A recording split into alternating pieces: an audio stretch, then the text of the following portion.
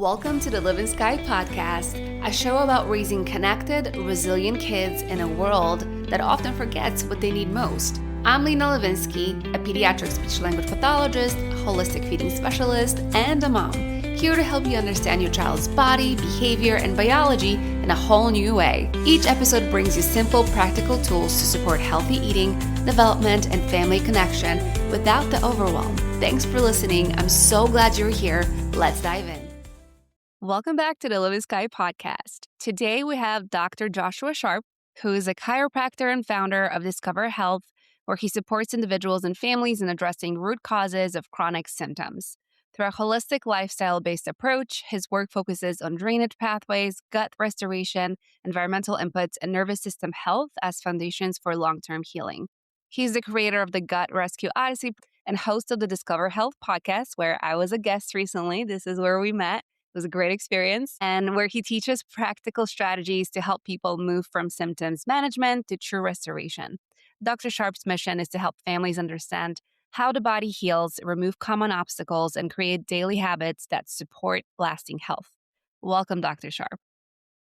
Thank you so much for having me. It was a good experience. I did have a good experience interviewing you on the podcast. I learned a lot. So very thankful to be here. I'm so glad you're here. And I'm glad it was a good experience for both of us. That's always good. Good to hear. So let's get right into it. You talk about the drainage funnel of the body. What does that actually mean in plain terms for families listening? So the drainage funnel is something that I talk about all day, every day. And when I first learned the concept, just so many light bulbs went off for me. And it helped me understand why people weren't getting better. It helped me understand why people would have flare-ups or why they would start getting better. And then all of a sudden, it felt like they would take a few steps back. It helped me understand so many other symptoms and so many other things that people were having: skin symptoms, kidney symptoms, urinary tract symptoms, lung symptoms, chronic cough, all these things. The drainage funnel really helped me understand. And so I'm going to try to explain a very visual process with just words. So bear with me here. But if you can imagine a funnel, and when we're talking about drainage, what we're talking about is essentially getting rid of your body's waste. So just like you and I, we consume food and then we eliminate the waste. It should go in the toilet. For those of you that don't know, any toddlers listening, that's where the waste is supposed to go, in the toilet. But your cells do the exact same thing. They take in nutrients, they take in food, and they get rid of their waste. And so at the top of the funnel, in the widest part, where we've got our V-shaped funnel here, that's where your cells are at in the drainage funnel. Now your cells release their waste into the organs and tissues that they're a part of. We'll just say like your kidney cells are going to release their own waste in the organ and tissue of the kidney. That's what they're part of. Your heart does the same thing, and your brain does the same thing. Once it's in the organs and tissues, it's collected into little tubules. Now, if you imagine we're moving down the funnel, and those little tubules are your lymphatic system, the lymph. And lymph is got a lot of fluid waste in it, and that fluid waste eventually will collect and be taken via lymphatic ducts and tubules to the liver. And so that's the next part down on that funnel. And the liver does several chemical conversions. It's kind of deactivating the waste or making it a little less toxic. And then the liver puts that waste into your bile stream, or what eventually goes into your gallbladder. And then your gallbladder releases that waste into your intestines. And so at the bottom of the funnel is your colon. Well, I should say the bottom of the funnel is the toilet, but at the bottom of that funnel, it is the colon. And so that's the general shape of the funnel. So we've got cells, organs and tissues, lymphatic system. Then we've got the liver, which is a major clogging point, and the colon. Okay. So if you think about the shape of that funnel, it's easiest to clog up towards the bottom. Yeah. Right. And so if you were to clog up the colon and you weren't getting the waste into the toilet, then that's eventually going to back up, and your liver's not going to be able to effectively get rid of the waste that's coming to it. And then that's going to back up your lymphatic system. And when your lymphatic system is backed up, that's when you're going to start seeing puffy, swollen areas. You're going to start to have aching in the extremities. You're going to start to have, lactic acid buildup. You're going to feel tired. You're going to feel fatigued. It's going to be tender to touch a lot of different places. You're going to, you know, touch on the sides of your legs, the insides of your legs. It's going to all be sore and tender. And all of that started just from the clog at the bottom of the funnel. And so you think, oh, my lymphatic system is clogged up. And it is, but there's probably something lower down in the funnel that's backing it up, if that Mm-hmm. makes sense. Yeah, that's a great explanation. Yeah. So the liver, we're going in the woods, okay? We're going deep in the Right. woods with this, but the liver, when it has extra work that it can't do, it sends that extra work to your kidneys, your lungs, and your skin. Mm. And so if if the funnel is clogged and can't get out the normal route, that's when you're going to start to see more kidney type symptoms. So if people are having vivid dreams and nightmares, if they're having urinary tract infections, bedwetting in kids, this can be a sign that their drainage funnel is clogged up. The people that have a chronic cough just can't get over it, cough, cough, cough, always feel like you got phlegm building up.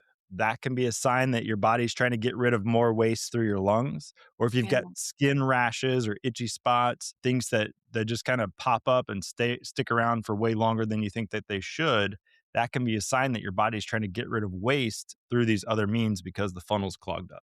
So, how do you address this? Like, where do you even start? Do you start at the bottom of the funnel? Do you start kind of at the top?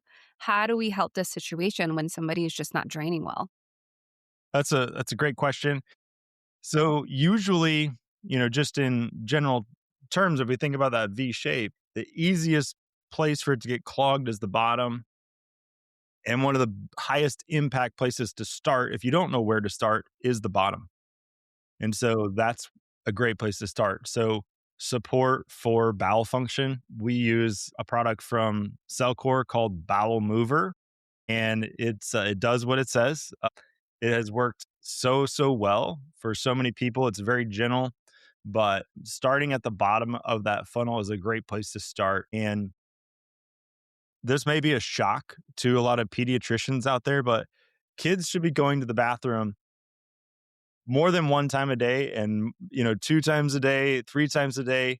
And so if your kid is not going to the bathroom every day, I get so sad when I hear a pediatrician tell a family this, that, oh, that's just normal for your kid. It's fine that he only goes to the bathroom once Mm. every 5 days. That's not normal. That's never normal. And that's not okay. Yeah. A sign that something is happening here. And so, um, if the kid's not going to the bathroom, then definitely consider getting some help. If nothing else, you might look into some natural products to support the colon, to support. And have you noticed, like, once the bowel movements they regulate, things start to shift in the lymphatic system and in the liver, detoxing? How fast can you start draining again?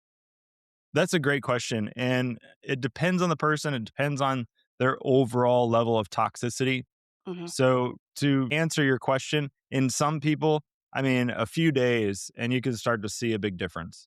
So, if the clog was, the colon and that was the main issue, then unclogging that, you'll start to see some improvements. They'll start to have improvements with, honestly, fatigue, aches and pains. They'll probably start to have some improvement with brain fog. They'll probably see some puffiness improve different places in their body.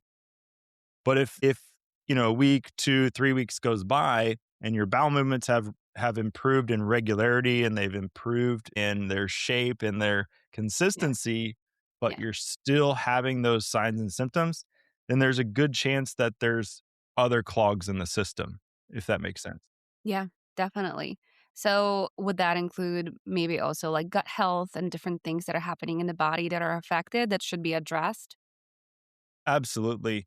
Hmm. And again, this can be, person dependent, Hmm. but some things to consider, absolutely, like you said, gut health. One of the biggest offenders that I see whenever we are doing some work to try to, get things unblocked at the bottom of the funnel, but it's just not unclogging or it still seems sluggish, or things that normally work and work really, really well aren't working as well as you would expect.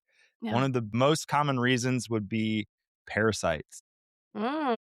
Parasites can do all kinds of things in the body. But one of the things that they can do is they can regulate or slow down bowel transit time. Hmm. And a lot of times we'll think of this almost like they're giving themselves more time at the buffet, like, oh, I don't have to I can sit here all day and eat things as it comes by. And so they can slow down bowel transit time. And so that's a great thing to be considering. Parasites can really cause inflammation in the gut, which can lead to things leaking out of the gut and clogging up the space outside. And so that could clog up some of the lymphatic system, some of the organs and tissues as debris then gets circulated around your body and just kind of left and caught in the space between the cells. And so that is definitely a great thing to consider is the gut. And then also as you mentioned, the liver, is a huge area. And so there's a lot of different ways that you might consider trying to improve the liver function and give the liver more of what it needs to do its job. But Hmm. those are definitely areas to consider. Yeah. Well, going back to parasites, like I feel like there's so many social media posts about it right now, and people just selling these like systems to detox from parasites. So, how safe is that to kind of do that detox on your own without really having prior knowledge about drainage and what's really safe and what's kind of like the state of the body? Because I feel like sometimes detoxes can be really too strong. So, how do you kind of go about figuring out, do I have parasites? How do you go about, like, getting rid of them too? Good question. So we'll kind of maybe tackle these questions in reverse order. Okay. And so, how do you know if you have parasites? Well, one of my friends and a guy that I consider a mentor, Dr. Todd Watts, his nickname is the Parasite Guy. So, if you can get an idea of what he has become well known for, is talking about and dealing with and helping people that have parasite issues. But Yeah. lab testing can be very unreliable. Okay. And I had a patient that worked in a lab, had a vial sent in, a stool sample with a visible parasite in the tube, in the container, Yeah. did the testing, which showed up negative with a visible, there's an actual Wow. parasite there. So I don't know what it's testing for, Mhm. but you just know that if you get one negative test, that doesn't mean that you don't have parasites. Mhm. Have talked with other lab techs that work at vet offices who have collected stool samples from pets with literal, they're holding a worm, put it in the thing, send it off, the test comes back negative. So, and it's not because the labs are bad or they're not Right. doing any testing. Parasites are tricky and they have all different sorts of life cycles, and some tests only pick up when a parasite's in certain life cycles, and they have ways to protect themselves. And so it's tricky. It's just as tricky. So, Mhm. the most accurate test to tell if you have parasites, and this is a test that I learned from Todd Watts. What you're going to do is you're going to take two fingers like this, and you're going to Mhm. put it on your neck, and you're going to try to feel your pulse. Mhm. Okay. Can you feel your pulse right now? Mhm. That means you have parasites. So, that is the most accurate test. Is Everybody has them. You win. everybody has them. Everybody You get a has them. parasite. You get a parasite. If you have a pet, if you've Yeah. petted a pet, if you've eaten pork, if you've, eaten anything undercooked ever, if you've been outside and walked bare feet, if you've, Yeah. eaten vegetables or fruit without, washing them off effectively, you've got parasites. If you've been bitten by a mosquito, if you've been bitten by a tick, you've got parasites. So everybody's got them. Yeah. But the health of your terrain determines whether or not those parasites are going to be able to find a really good place to live for a long time and invite their friends to come along, or Mhm. whether they are there and do a little bit for a little while and then your body can overcome them and get rid of them. So the health of your terrain really determines whether or not those parasites are going to find a good long term home or not. That makes a lot of sense. Yeah. Yeah. And you asked also about people are, there's lots of, programs out there Mhm. or cleanses out there and how safe are those. I definitely cannot speak for all of them because I have no Right. idea what's in all the products. I have no idea what they're using. What I will tell you is the supplement industry is not well regulated. Mhm. And so there's lots and lots of fly by night companies that go to one state, make make all these claims, sell products that are, you know, may contain what's on the label, but they may not contain any of what's on the label. To be perfectly honest with you, a random study was done for GNC, Walmart, and some big box stores pulling supplements off the shelf. They were testing for what was in there. And what they found is that very few of those supplements that were on the shelves of those stores contained any of what was in there. And definitely almost none of them had the amount that said that was in there. And what they found Wow. was a lot of those products actually contained ground up house plants, and then they would just put whatever on the label. And Oh my so gosh. you do need to be careful Yeah. with what you're buying and who you're buying it from. Generally, a practitioner that is using these products in their practice, their reputation's at stake. So they've probably done some research. They've probably looked into the companies that they use. They've probably have looked into the quality. And if they start buying from a company and the product isn't producing results, then guess what? They're probably not going to carry that product anymore on their shelves. And so Right. you're typically going to get a better quality work, with the practitioner. Yeah. So is it safe? That Yeah. depends. Mhm. If you are going in trying to, kill parasites, but your drainage funnel is clogged, Mhm. honestly, you're probably just going to make yourself feel worse. You're going to have a hard time getting that extra waste into the toilet. So that's something to be thinking about. Definitely. And then another thing I wanted to ask you about is the MTHFR gene, because I feel like that's just getting a very big spotlight right now. A lot of people are talking about it, about how frequent it is in a population, and to be very careful if you have that gene because you could be just not processing things that are in like common foods. So, what is the MTHFR gene and how much does it impact the drainage pathway?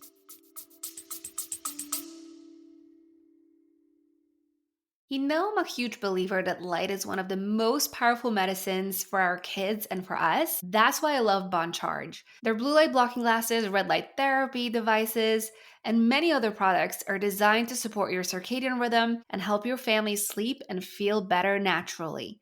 In our modern world of screens and artificial light, these small shifts make a big difference. Calmer evenings, deep sleep, better focus, and happier moods. I use Bon Charge products every single day, and even my son has his own pair of blue light blocking glasses for evening story time. You can check out all their products at boncharge.com and use code LENAL to save 15% off your purchase.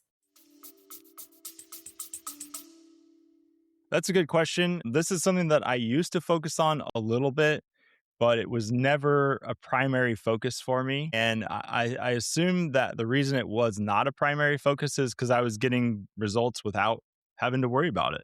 Wow, that's good to know. But essentially, it's a, genetic variation where people are not able to methylate. They're not able to attach methyl groups to things. And why this can be a big deal is it can lead to elevated inflammation levels in the blood, and that can lead to issues with high inflammation can lead to problems all over the body. If your blood vessels are inflamed, then you're going to have poor circulation. You're going to be more likely to have clots. You're going to be more likely to have all sorts of issues when your body can't get oxygen and nutrients to whatever tissue, whatever end organ, whatever tissue. And so it's going to affect lots and lots of areas of health potentially. What I've found is this is kind of one of those things that, oh, we can test for this. So now we're going to make it into a big deal. Mm, And if you are taking care of your terrain, if you've got good gut health, if you are eating, a responsible nutrient dense diet, then it's unlikely that this is going to be something that you need to worry about long term. But getting tested and knowing it's there could be value in that. And potentially you want to take a supplement like a SAMe or something like that that can help you do that methylation process mhm. that can support you in that. Honestly, it's not something that I would freak out about and, Right. go bouncing off the walls. Oh my goodness, I have MTHFR, I have MTHFR. Well, how do you fix that? How do you deal with that? Well, the same thing you do to deal with anything else. It's not about the label, it's not about the diagnosis, it's all about the health of your body.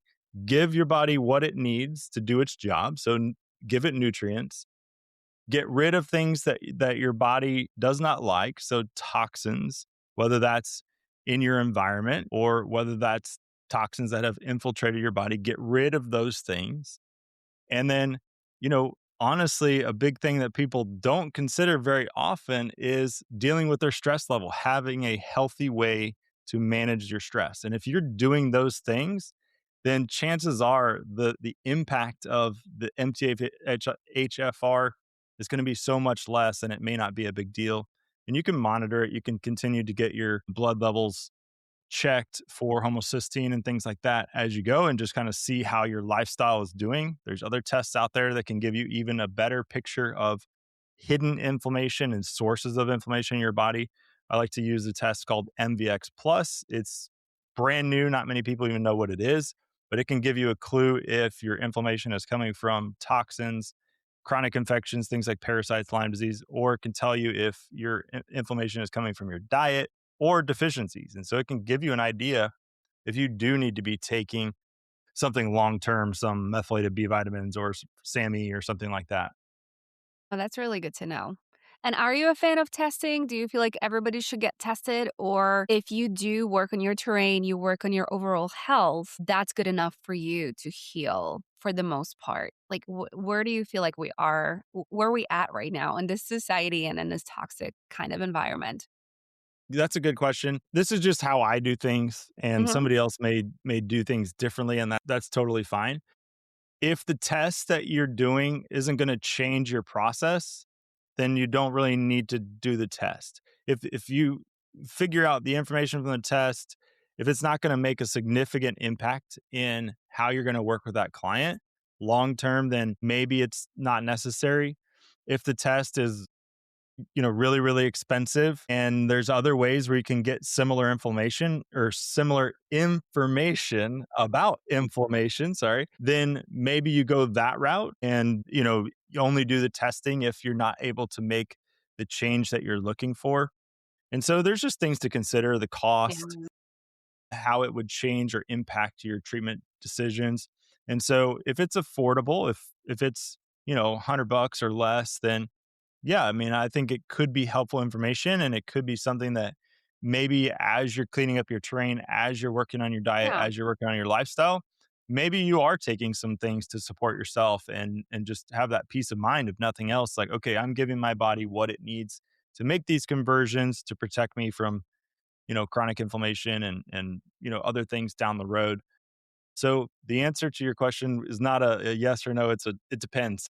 Yeah, but I think it's right. It depends on also the severity of what we're dealing with, I think, as well, especially for like, well, I work with picky eaters. So nutritional deficiencies are a big issue in the picky eating population, right? So if the child is very severely picky, then I will definitely want to look at their nutritional deficiency to see what's going on, and maybe their gut health and see where are we missing like specific strains of probiotics. If there's an overgrowth, like what is really happening. Whereas if it's not, their health is not severely affected and the parents are making the changes that they need to in order to really make the environment more supportive of a healthy lifestyle, perhaps maybe they don't need to do extensive testing. It really depends. Right. I totally agree with that. So you talk about clutter, light, EMF, and stress.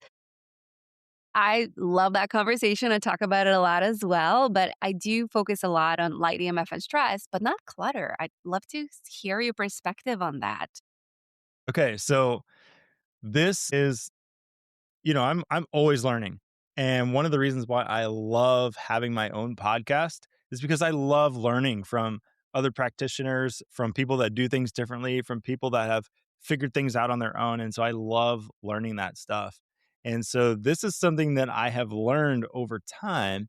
And I learned it from Mandy Alarcon, and she is a health coach down in Texas. And just because she enjoys doing it, she's got a side business of helping people get organized.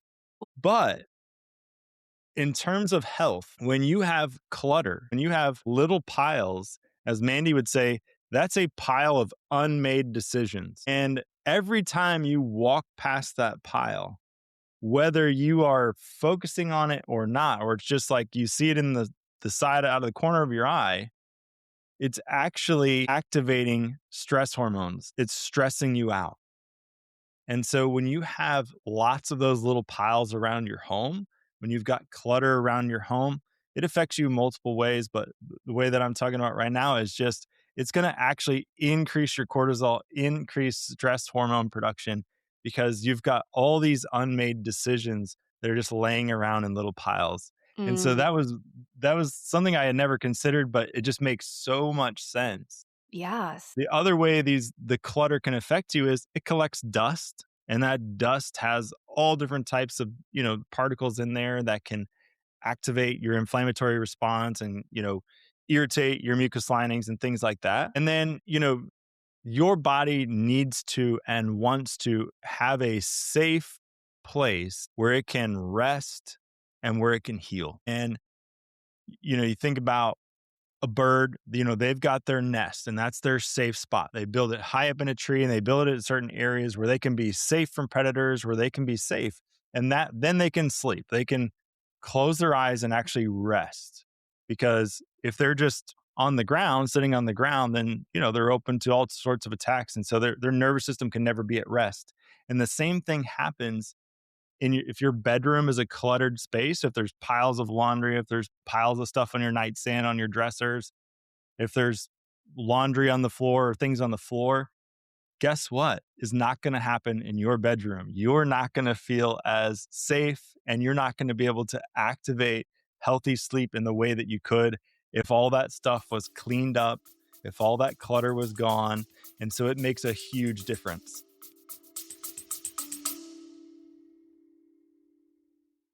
You know, these days when your child refuses everything you make and you just want them to have something nourishing, that's when I grab Signals. It's a real food meal replacement shake made with organ meats, minerals, and nutrients that support kids' biology, not just fill them up. It's rich in iron, zinc, and B vitamins, the building blocks for growth, focus, and strong immune systems. And it's great for the gut. And the best part? Nate calls it his ice cream shake. That's how delicious it is. And as a mom, it feels amazing to know he's getting what his body truly needs without the fight. You can learn more at feedyoursignals.com and don't forget to use Lena10 at checkout for 10% off your purchase. Gosh, yes. I feel this in my bones. I get so stressed out when there's clutter in my home. And I wonder if men and women have like a similar response. I wonder, there's studies about that because I feel like it affects me so much more than my husband. So maybe just like a conversation on the side, but like I cannot focus if I'm trying to be creative. I cannot be creative if there's clutter around me. I can't. It, absolutely. Absolutely. It makes such a difference. And, just like in your workspace, if you've got piles of stuff and it's like, I'm not going to get to that today, I'm going to keep Yeah. that over here. Guess what? You're not going to be able to do anything else with the same level of effectiveness until that's dealt with, until you Yeah. declutter that space. It does make a difference. It really So, does. one of the first things, like I work with women with chronic illness, right? Lyme disease, chronic fatigue, um, you know, a lot of chronic conditions. And so they're already dysregulated. So their stress response is already activated from a variety of factors, toxins, infections, all the stuff. So one of the places I will have these people start in your bedroom, and that needs to be your safe zone. That needs to be your safe place. And as Mandy gave us the advice, don't feel like if your bedroom's a giant mess, you don't have to do it all in one day. Pick one surface, a nightstand, and set a timer for 5 minutes. And you can get a lot done in 5 minutes if you just focus and work for 5 minutes and do the one space, the one day, the nightstand. And one day, when the timer goes off, you're done. And Yeah. the next day, do 5 more minutes. And before long, that space is going to be transformed. And now, when you go into a room that you've just cleaned, what do you naturally do? What does your body do whenever you finish, everything is picked up? Relax, right? That's what you do. And that's your nervous system resetting. Now I can relax. Now I have peace. And that's the feeling that you need to have in a room that you spend a lot of time in, your bedroom. Well, that is such good advice. I think because sometimes when we have like a large home, even just like multiple rooms, anything where it takes more time than maybe an hour to take care of it because we're all short on time, especially if we have kids and we're managing so many things. And then you might have a picky eater at home, or you might be dealing with stress from different areas or health issues. Like it's hard to imagine cleaning like maybe a whole home all the time. But I love this advice because how about if you just focus on the areas where you spend most of your time?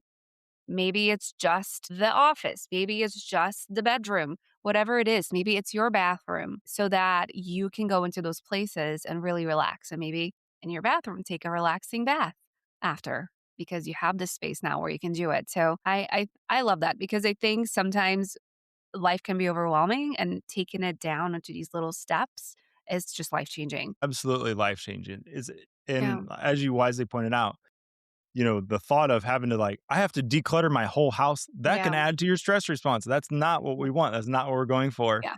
Focus on one area and like you said, the highest impact area is the areas that you spend the most time. If you've got this closet at the back of your house that's full of junk, but you never go there, don't start Mhm. there. Start, start where you spend the most time, where it's going to make a difference and have the highest impact. Yeah, definitely.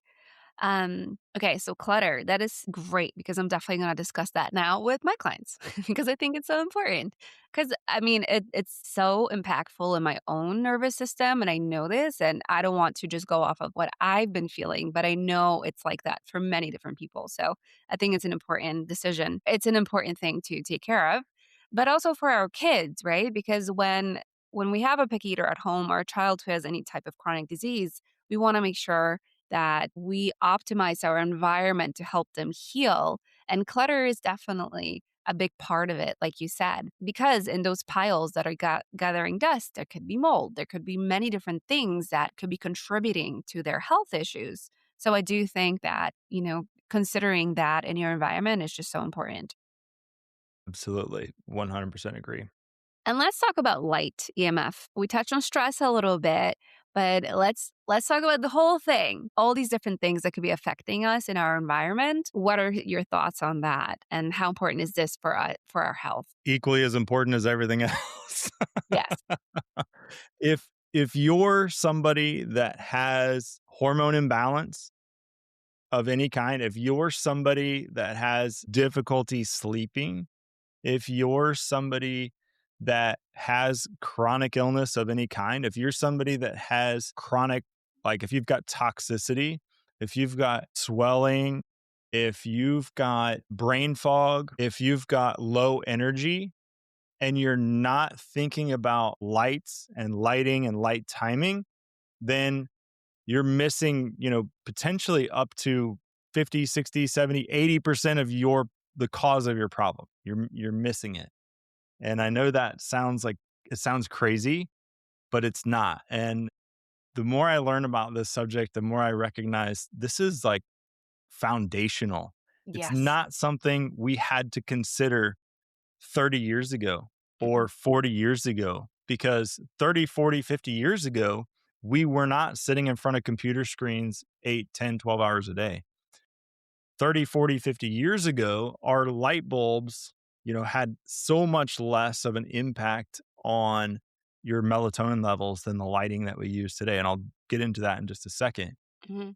30, 40, 50 years ago, the average person was spending way more time outside getting natural sunlight.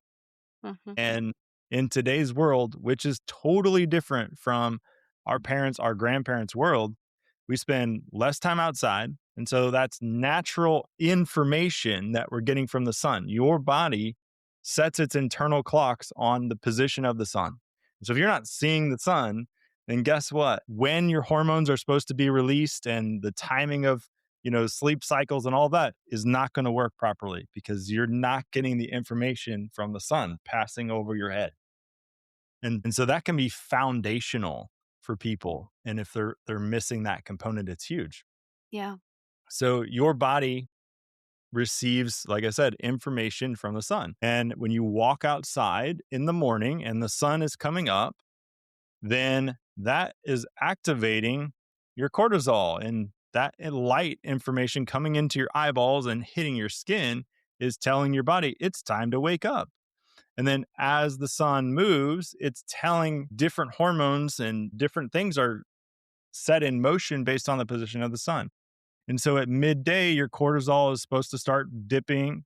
Your melatonin levels are supposed to start rising a little bit. And what that's doing is melatonin doesn't make you go to sleep, but it's relaxing your body. And there's so many other functions of melatonin, but it's relaxing your body. And your cortisol levels are dipping down. So you should start to feel tired. And then as that sun goes down on the other side, then your body's getting information like, okay, now my cortisol production needs to ramp up. My melatonin production needs to ramp up. My cortisol production needs to go way down. And that prepares your body for sleep. But the lighting that we use overhead sends the signal to your brain like, oh, guess what? It's the middle of the day. My cortisol levels should be high. My cortisol levels should be really high. Yeah. So your stress hormone, which is we need it, but when it's there at the wrong time and in the wrong place, that's going to affect your sleep. It's going to affect your hormone balance. It's going to affect all the different things. So LED lights, as I'm sure you talk about this yourself, they can suppress melatonin production by, I think it's like 90%, or it's really high. I forget the number, Mm-hmm. but the blue light LED lights can suppress melatonin production we'll just say 90%. I think it's close to that. I'm a little Mm-hmm. off somewhere. It might be 92, it might be 88, or it's somewhere in that area. Mm-hmm. So you're looking at those blue lights and you've got them in your house. We want to save electricity. We're going to install these LED lights in our home. Yeah. We want to save on our electric bill, but it suppresses your melatonin levels by, Yeah. really high amounts. Fluorescent lights do the exact same thing, and they have high EMF, so that's not good either. The Yeah. old-fashioned incandescent bulbs suppress your melatonin, but it was more like 40%, Mm-hmm. 40%. But Yeah. firelight only suppresses it by like, 2%. Yeah. So go back to torches, just use torches at night. And I think, Put them in your house. Yes, that's the best way. yep. But light management is key because if you're not sleeping, sleep is when you do the vast majority of your healing. Yeah. Sleep is when you do the vast majority of your detoxification. Sleep is whenever your brain does its drainage, and that's when you process memories. And so, if your brain doesn't get good sleep, if your body doesn't get good sleep, then guess what? You're going to have brain fog, you're going to have low energy, and you're not Mm-hmm. going to be able to heal or detoxify. That's a recipe for chronic illness if I've ever heard one. Oh, yes, yes. And no wonder like so many people have chronic illness right now. Those numbers are rising tremendously. But yeah. It's it blew my mind once I learned about the light conversation and what really happens because I feel like that has been one of the biggest shifter in my health for sure because I'm so well, first of all, I did go ahead and change majority of my lighting in my home because that's just been something that I've been very conscious about. And I felt like the investment was worth it, not only for my health, but also for my stress levels, because I knew like, oh, I'm putting this light on right now and it's dark out. So I know I am completely dysregulating my body. So I actually installed some lights they're non-flicker and you can change the color, right? So at night I can make them red and then during the day they can still be bright and light and yellow or white or whatever it is that you prefer. So that has been very life changing for me. I also got blue light blocking glasses at night. So if I do have to watch something, like those are on, and then I'll get a blanket. I will cover my body because your skin is also a receptor. So you don't want to be watching something with just the glasses on and then having like short sleeves. There you go. That's it. I love it. I don't have them in this room, but I also have I daylight was looking ones. for them. I know. I think they're on my dining room table because I was using them yesterday. But also the light, studies are showing that it shifts your microbiome more than the food does, right? It is just so important for healing. And we're so underestimating. And I think we're understanding it at such an infant level right now that we really don't understand how it truly affects the body. But even with the little knowledge we know it affects it tremendously. So I think that, if you do want to work on your health, whether it is your own or your child's, light can no longer be excluded. And that also includes the EMFs, right? Because that's not Absolutely. visible light. Yeah. Yeah, absolutely. Yeah. Non visible light. Yep.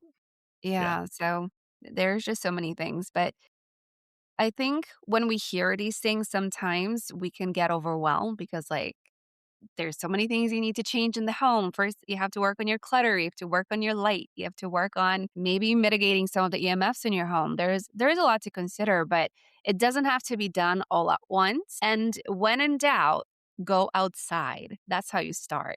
So it doesn't have to be this thing where you have to change your whole environment at first. Always you can start by something gentle, like just going outside more because like you have mentioned, like we are spending most of our day in the house now, and what happens to our body when we're constantly inside and we don't get any sun, it thinks that we're at war. It literally thinks that we're at war, and it goes into this fight and flight response for majority of the day, and no wonder we're constantly inflamed. Yeah, absolutely. And I love that you talked about just going outside. It does not have to be complicated. You don't want to overwhelm yourself and feel like, no, we've got to tear down this house and build a new house. Yeah. You don't have to do that to heal. You don't have to do that to get healthy. Well, in most cases, I'm sure there are some exceptions out there. Yeah. But as you pointed out, just go outside. Getting sun first thing in the morning, Mhm. that gives your body a lot of good information that it can use to get you off to a good start with your hormone regulation. Yeah. And so just the morning sun can make a huge difference. Getting morning sun while putting your bare feet on the ground, your body gets even more information from the earth because the earth is an endless supply of free electrons. Those electrons actually change their spin based on the angle of the sun that's hitting the ground. And That's so your amazing. body gets information from the electrons that you get from the earth, and it helps de-stress, and it helps again set you up for a better day with hormone regulation. So sitting outside for a few minutes, putting your feet on the ground, getting that morning sun on your eyes and on as much skin as you can reasonably.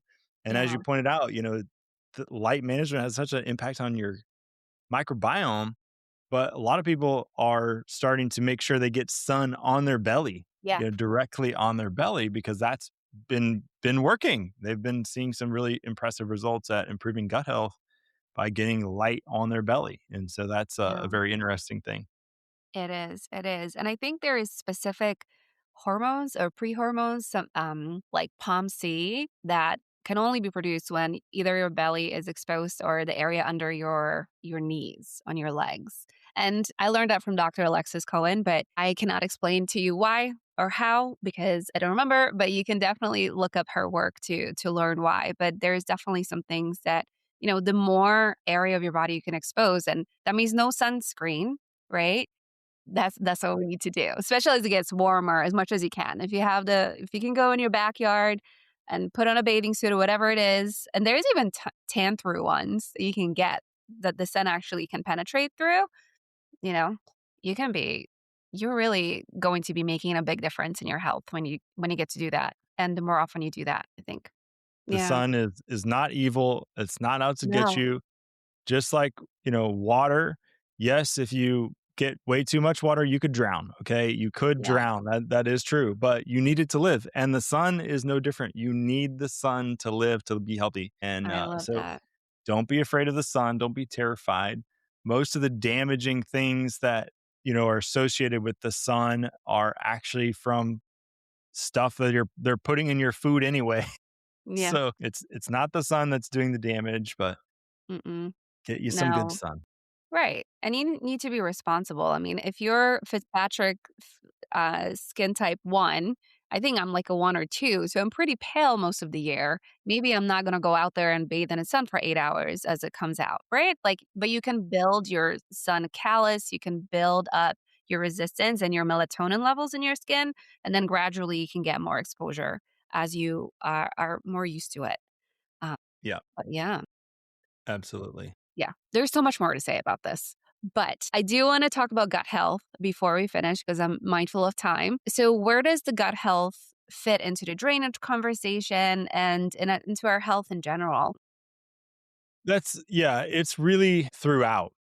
Hmm. It's throughout. And when you're dealing like a lot of things I reference are people with chronic illness like chronic Lyme, Epstein-Barr virus, mold and chronic fatigue, stuff like that. So a lot of things that I'm the way I think about it is related to those people because that was my wife's struggle, chronic Lyme, Epstein-Barr virus, mold illness, and some other stuff too.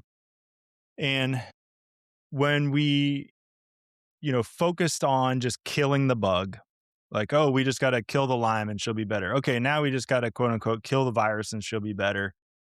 We didn't get good results. And then a lot of times we just crashed her out. Or maybe she might get a little better for a short period, but then the next time there was any amount of stress of any kind, crash. And it was almost like she was worse than before we started. And what we learned was focusing on the terrain is really, really important. And the terrain is like the internal environment of your body, is more than just focusing on the bugs or focusing on the toxins. It's a lot of these things that we're talking about. It's the environment. And so gut health is throughout it. Okay. If you've got small intestinal bacterial overgrowth and parasites, then working on trying to get your microbiome balanced while you still have parasites is not going to go too well. You can take all the probiotics you want and you can probably make it some positive impact, but those parasites make biofilm and that biofilm harbors other bad bacteria. It harbors, heavy metals. It harbors things and toxins there that are really going to prevent you from getting to the next level. And so Mhm.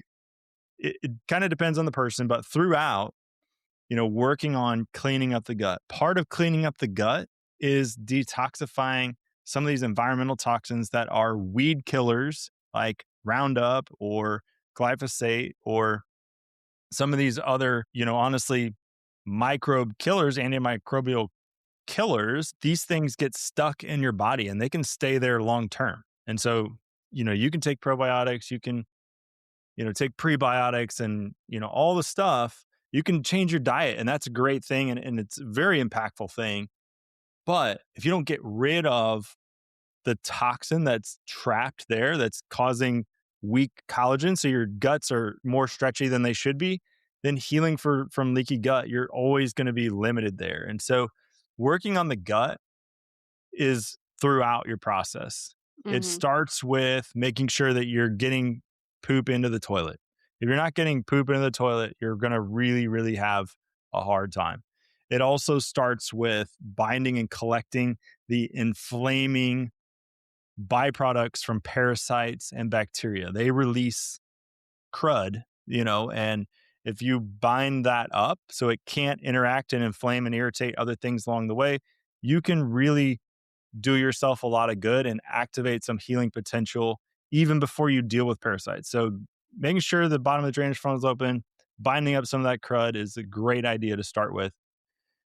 I mean, that this could take a month or two. Then you can start working on, some of the intestinal parasites. And as you're getting those things out, this is, minimum of 2 months is usually what I see for a lot of people. People that have lots and lots of parasites and a lot of chronic illness, it might take longer, 2 or 3, 4 months to make even a decent sized dent. Getting some of these big intestinal parasites out can make a huge difference. Now you've cleared out some biofilm, you've cleared out some of these bugs that are slowing down transit time. They're releasing their own waste and causing food cravings and they're causing things for you. And then you can start working on detoxifying some of the chemical elements. And so the gut rebuilding really needs to be throughout it. It's not just like, oh, I'm going to take a probiotic, or no, now I know I need prebiotics too. So I'm going to take a prebiotic and a probiotic. Now my gut's fixed. Well, I'm going to eat a vegetable, a prebiotic and a probiotic. And now my gut, that's not really how it works. You really Mhm. have to consider the whole person, the toxins that they could be exposed to, some hangers on or some pests, some freeloaders, that can be living there. Healing the gut is something, in my opinion, that takes, you know, months, if not a year or a little bit longer to do a really high impact job that's going to last a long time. Yeah, right. And I think a lot of people are having damage at the mucosal level too. The integrity of the gut is compromised a lot as well. So to rebuild that, it definitely takes a lot of time. Yeah, absolutely. Yeah. So thank you for that explanation because I think it ties into this whole picture of how important it is for you to really work on the terrain as well and not just one specific thing. Because if you devote focus on like just one specific thing, maybe in the short term you're going to see results, but it's the overall picture of where you are. It's really important to kind of zoom out and look at it that way. Absolutely. And that's where when it came to my wife, struggling for years with chronic Lyme and chronic mold, it really came to a head after we had our first kid because that's a major stress event for a woman's body. I watched her go through that and I can tell you, yeah, that was probably really hard on her body. And after that, she just totally crashed. But where we saw the biggest changes, it wasn't one thing we did. It wasn't, oh, well, we killed this bug and then that's when she got better. It was being faithful and consistent with the little things. It was working on drainage, working on an energy production, working layer by layer to clean up her terrain. That's when she really started to improve. And has she been able to kind of go back to more like a typical lifestyle where she can kind of go and have dinner and eat anything she wants? Or does she always have to be conscious about her lifestyle now? That's a great question. Typical lifestyle. So I'll just give you like a little window into what life was like before and just kind of explain the differences and hopefully I'll answer your question well. But before any of this, when we were in the middle of our struggle, if we were going to go out of town just to visit family, nothing stressful, just, go sleep there for 2 nights, leave on Friday, come back Sunday, she would not go to the bathroom the whole time. And it would usually take her 3 or 4 days of after we got back to be able to go to the bathroom.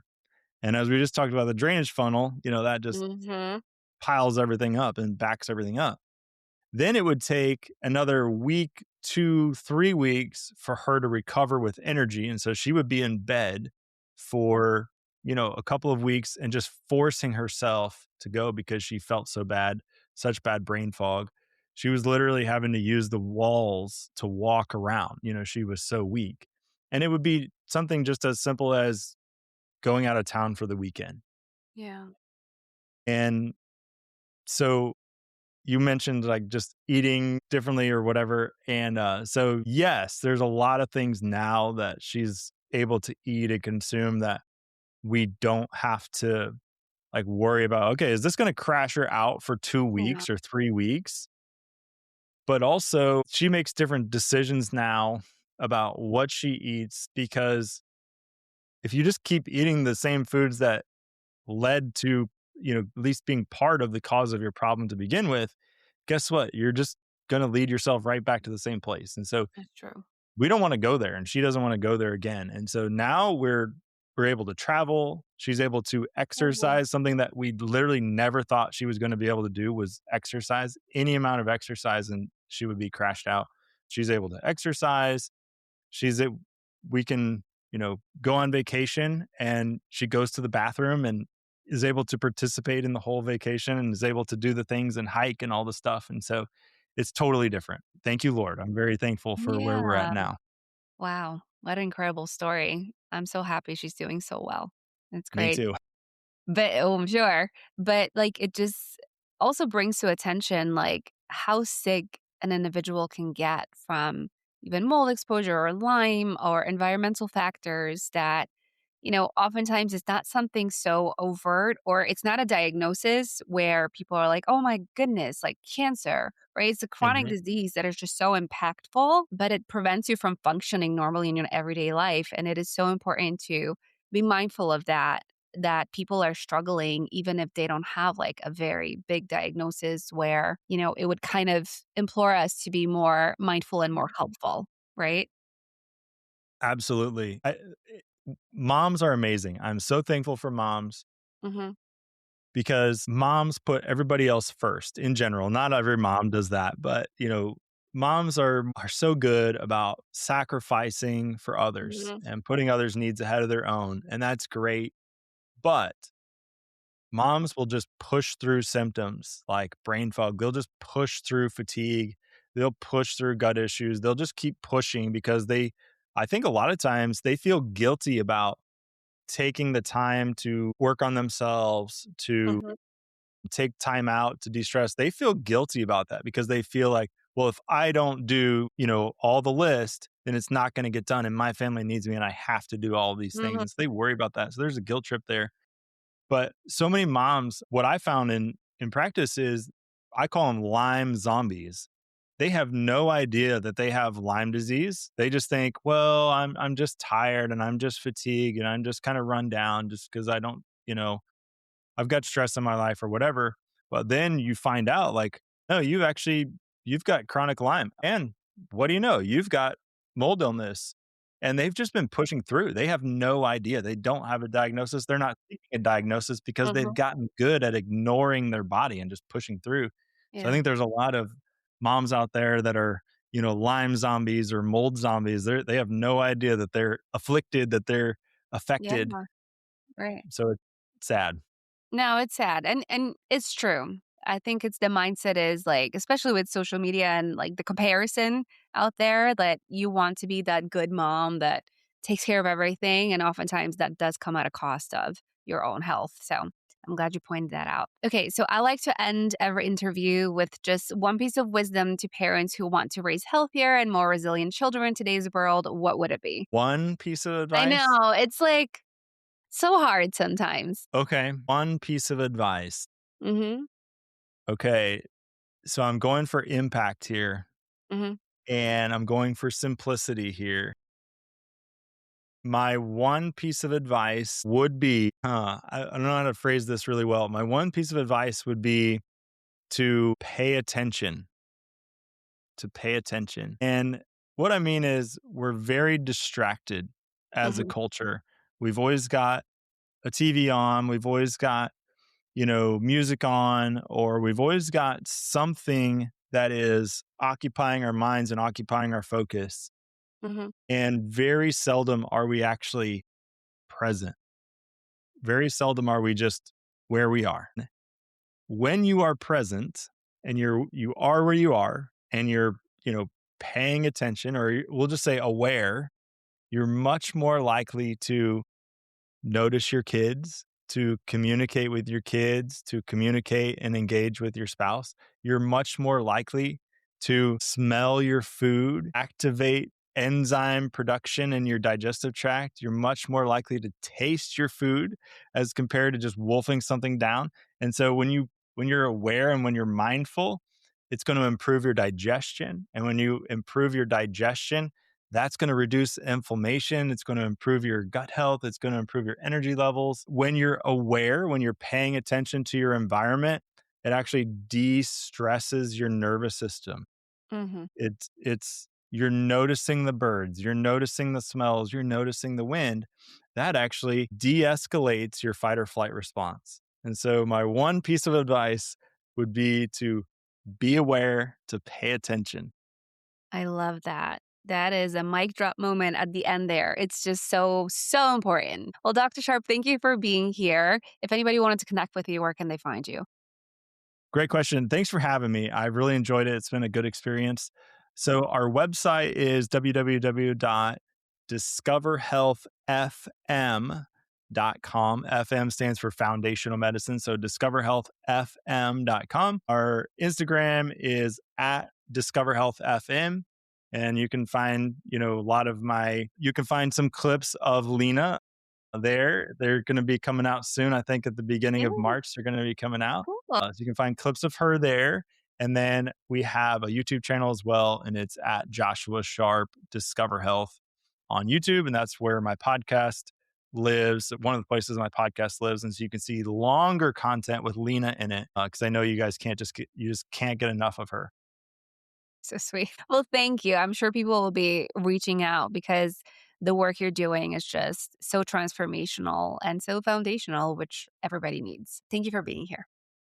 Absolutely. Thank you for having me. Thanks so much for listening to the Livin'Sky podcast. If this episode resonated, please leave a quick 5-star review or share it with another parent who'd love it too. It really helps more families find the support that they need. And don't forget to join my newsletter at linalivinsky.com for more tips and free guides. Sending a little sunshine to your kitchen today. See you next time.